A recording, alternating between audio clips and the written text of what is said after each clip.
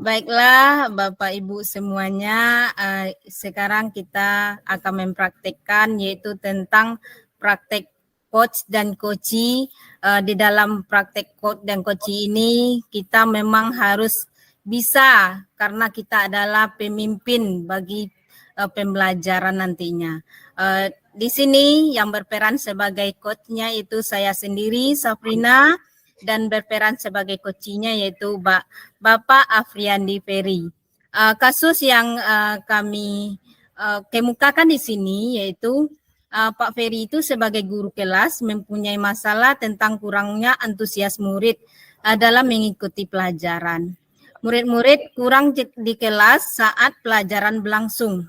Kemudian siswa hanya mengerti 50% dari jumlah murid tersebut. Pak Ferry ingin berdiskusi tentang solusi terbaik untuk masalah yang dihadapinya dengan Ibu Rina. Ya, silakan menyaksikan Bapak Ibu.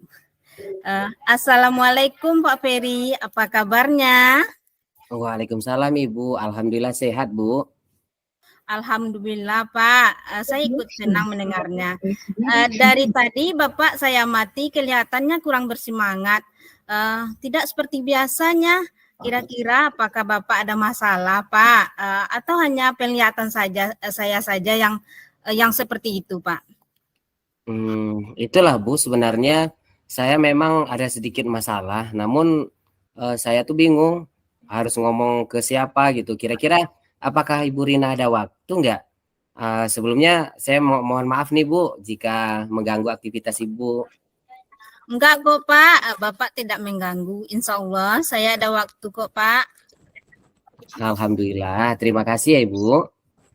Jadi masalah Pak Ferry itu bagaimana ya Pak? Bisa Pak Ferry ceritakan enggak? Begini Bu Rina ya, akhir-akhir ini saya merasa murid-murid saya di kelas yang saya ajar kurang antusias loh Bu dalam menerima pelajaran. Selain itu jumlah murid-murid saya yang mengerjakan tugas paling cuma 50% loh Bu dari kalau dihitung persentasenya. Jadi seperti itu yang Bapak resahkan ya Pak. Menurut Pak Ferry, apa yang Pak Ferry harapkan dari obrolan yang kita lakukan pada hari ini? Saya berharap dengan obrolan kita hari ini, saya mendapatkan solusi permasalahan yang saya hadapi Bu. Tentang Iya. kurang antusiasnya murid saya Bu. Ya, Pak Ferry, menurut Pak Ferry itu hal apa saja yang membuat murid-murid Pak Ferry itu kurang antusias di dalam belajar bersama Pak Ferry? Kalau saya ingat ya Bu, saya ingat kembali hal yang mungkin menyebabkan murid-murid saya kurang antusias dalam adalah dalam pembelajaran gitu ya Bu. Sepertinya pembelajaran yang mungkin membosankan bagi mereka.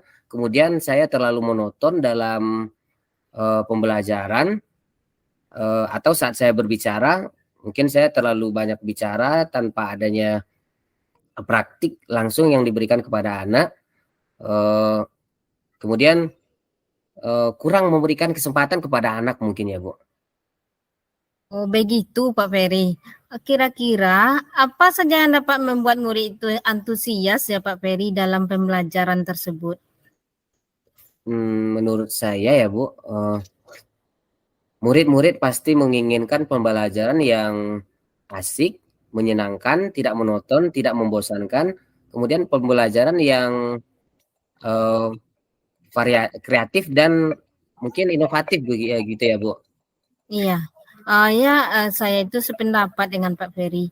Lalu menurut Pak Ferry itu apa saja mungkin pembelajaran yang membuat murid-murid kita itu asik dan tidak membosankan dalam pembelajaran bagi anak-anak kita sehingga anak-anak kita itu aktif dalam pembelajaran Pak Ferry? Menurut saya ya Bu, pembelajaran yang tidak membosankan itu adalah pembelajaran yang berpusat kepada murid. Kemudian murid diminta untuk aktif dalam pembelajaran, kemudian adanya semacam permainan gitu Bu, atau lebih dikenal dengan ice breaking gitu ya Bu, atau games-games supaya pembelajaran lebih menarik dan tidak membosankan gitu Bu. Iya Pak Ferry. Lalu Pak, mengenai tugas yang diberikan kepada murid-murid Pak Ferry tersebut, apakah penyebabnya sehingga murid itu kurang di dalam pengumpulan tugasnya Pak? Kemungkinan karena tugas yang saya berikan terlalu banyak, mungkin, kemudian berisi banyak-banyak pertanyaan, maksudnya berisi banyak pertanyaan yang harus diselesaikan oleh murid tanpa adanya sumber belajar beragam yang mengasihkan. Ya tentunya ini akan membuat murid-murid akan kesulitan dalam menyelesaikan tugas yang saya berikan, Ibu. Kalau begitu Pak Ferry ya, kalau boleh saya tahu, Bapak menggunakan sumber belajar itu apa saja kira-kira di kelasnya Pak? Biasanya saya menggunakan buku teks yang ada di lemari kelas kita ya Bu, di lemari kelas ataupun yang ada di pustaka Ibu. Ada kira-kira Pak Ferry, adakah Pak Ferry menggunakan sumber-sumber lain selain buku teks tersebut? Saya kira banyak ya Bu, sumber belajar yang dapat kita manfaatkan, mungkin seperti video yang ada di channel-channel YouTube gitu ya Bu. Kemudian artikel yang ada di blog ataupun tulisan-tulisan yang ada di tulisan-tulisan ilmiah semacam gitu ya Bu yang ada di internet. Kemudian adapun juga mungkin aplikasi-aplikasi ya Bu yang bisa membantu mereka di dalam menyelesaikan tugas gitu ya Bu. Ya, oke Pak Ferry. Saya yakin sekali Bapak itu bisa menggunakan berbagai macam sumber belajar dalam membuat murid-murid Bapak itu menjadi antusias kembali di dalam proses pembelajaran.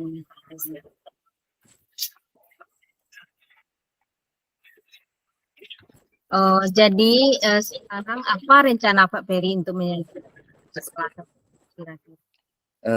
Pertama mungkin saya akan merancang pembelajaran yang mengasihkan ya Bu, menggunakan berbagai macam sumber belajar seperti video, YouTube, mungkin juga TikTok yang lagi digandrungi anak-anak sekarang ya Bu. Yang mungkin keduanya akan maksudnya yang akan membuat pembelajaran lebih mengasihkan bagi mereka. Dan yang kedua, mungkin saya akan memberikan tugas dengan lebih sedikit dari sebelumnya agar mereka tidak merasa terbebani atas tugas tersebut, Bu. Kemudian mungkin saya akan melakukan pembelajaran yang berdiferensiasi sehingga murid tidak terkesan terpaksa, tetapi mereka memang senang menjalankan tugas, misalnya menggunakan media-media yang sudah ada di internet gitu ya Bu. Iya, iya Pak Ferry, mungkin kita bisa menggunakan YouTube atau video untuk supaya anak-anak kita lebih aktif lagi dalam pembelajaran. Kalau saya dengar Pak Ferry itu rencana Pak Ferry ya. Iya Bu. Kemudian apa komitmen Pak Ferry kira-kira terhadap rencana yang Bapak sampaikan ini Pak? Mungkin hari ini saya saya seringan mungkin mengatakan mungkin ya Bu. Artinya hari ini saya akan berkomitmen untuk selalu membuat rencana pembelajaran yang mengasihkan, menggunakan banyak sumber, kemudian saya akan berusaha mengeksplorasi materi sehingga murid-murid saya dapat menjalankan Merdeka Belajar yang sedang kita laksanakan sekarang ya Bu. Dan saya akan membuat murid-murid saya senang dalam kegiatan tersebut tanpa adanya unsur keterpaksaan, dan saya akan menyerahkan sepenuhnya kepada mereka untuk memilih berbagai sumber belajar yang mereka inginkan. Iya Pak Ferry, saya sebenarnya mendukung juga seperti itu ya Pak Ferry. Mudah-mudahan kita semua ini bisa rencana Pak Ferry itu bisa berjalan dengan lancar sesuai dengan yang diharapkan oleh Pak Ferry. Amin. Terima kasih ya Ibu atas waktu dan sharingnya atau berbaginya. Sekarang perasaan saya lega Ibu. Mudah-mudahan kita semua dapat menjadi guru yang selalu dirindukan oleh murid-murid kita ya Bu. Iya Pak, sama-sama. Amin amin ya robbal alamin. Oke Ibu, baiklah. Terima kasih atas waktunya Ibu. Sekarang saya mohon pamit ya Bu. Iya Terima Pak. kasih. Assalamualaikum warahmatullahi wabarakatuh. Waalaikumsalam warahmatullahi wabarakatuh.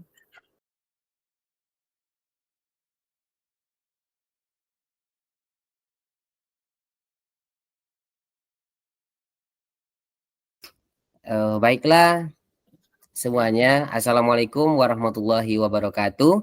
Waalaikumsalam warahmatullahi wabarakatuh.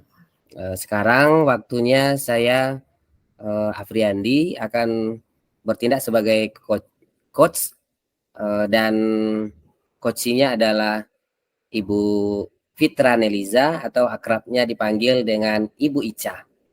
Oke, permasalahan yang dihadapi oleh Ibu Ica adalah kurang kepercayaan dirinya Ibu Ica dalam berbicara di depan umum. Oke, bisa kita mulai Ibu Ica? Iya, bisa Pak. Assalamualaikum Ibu Ica. Ibu Ica, selamat sore. Waalaikumsalam Pak Ferry, selamat sore juga. Gimana kabarnya nih Ibu Ica? Kabarnya alhamdulillah baik Pak Ferry. Saya lihat Bu Ica nampaknya hari ini agak kurang semangat dari seperti biasanya Ibu. Kira-kira Ibu Ica ada yang mau dibicarakan atau apa gitu Bu? Iya Pak, sebenarnya di balik senyum saya dari tadi itu sebenarnya saya menyimpan rasa keresahan gitu Pak. Rasanya saya ini nggak baik gitu Pak, kurang gitu Pak, merasa berkurang aja gitu Pak dari tadi. Oh, berarti Bu Ica merasakan sesuatu ada yang kurang dari diri Ibu Ica pribadi gitu ya Bu? Iya Pak.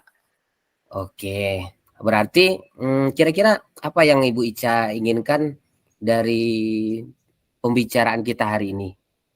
Gini loh Pak, saya itu kan terganggu dengan kemampuan saya yaitu berbicara di depan umum. Saya kurang percaya diri ya Pak ya. Dengan adanya pembicaraan dengan Bapak nanti, saya ingin tahu bagaimana solusinya supaya saya itu percaya diri, berani berbicara di depan orang banyak gitu Pak. Oh begitu, berarti Bu Ica ingin tampil berani, apalagi nanti di apa ya Bu, di berbicara di depan kepala sekolah, pengawas ataupun pejabat-pejabat lainnya gitu ya Bu. Iya Pak, soalnya ya Pak ya di saat saya misalnya disuruh sebagai pembina upacara aja, itu kan di depan murid tuh ya Pak ya, semua murid kelas 1 sampai kelas 6. Terus ada juga beberapa guru. Nah, di situ tuh Pak saya itu sering gempa setempat gitu Pak. Rasa minder saya itu muncul gitu, rasa nggak percaya diri saya itu muncul Pak. Jadi saya kadang risih, resah, galau memikirkan itu gitu. Kok saya seperti itu gitu Pak. Oh begitu ya Bu. Sekarang Bu Ica, kalau diberikan angka 1 sampai 10, tingkat kepercayaan Ibu Ica sekarang berada pada angka berapa itu Bu? Angka 3 Pak. Menurut saya Pak, sangat luar biasa Pak. Rasanya saya di angka 3 itu loh Pak posisi saya itu. Saya tuh tidak berani Pak. Rasa percaya diri saya itu kayak apa ya Pak ya. Kayak kerupuk disiram air tuh loh Pak. Lembek betul. Lembek aja gitu ya. Iya. Ya? Iya Pak. Kemudian dari percakapan kita hari ini, Ibu Ica menginginkan angka 3 itu mau menjadi angka berapa kira-kira? Angka 10, Pak. Seperti teman saya yang sangat berani ngomong di depan orang banyak, berani ngomong di mana saja gitu, Pak. Jadi saya tuh pengen ya mau langsung maksimal aja, Pak. Iya. Bisa nggak ya, Pak, saya seperti itu? Jadi saya berharap sekali nih, Pak, bisa mendapatkan solusi sehingga saya bisa mencapai posisi 10. Oh gitu ya. Nah, sekarang Ibu Ica tahu enggak kira-kira yang menyebabkan Ibu Ica tuh enggak berani dalam berbicara atau istilah lainnya itu public speaking ya, Bu? Ya. Nah, kira-kira tahu enggak Ibu penyebabnya apa kira-kira?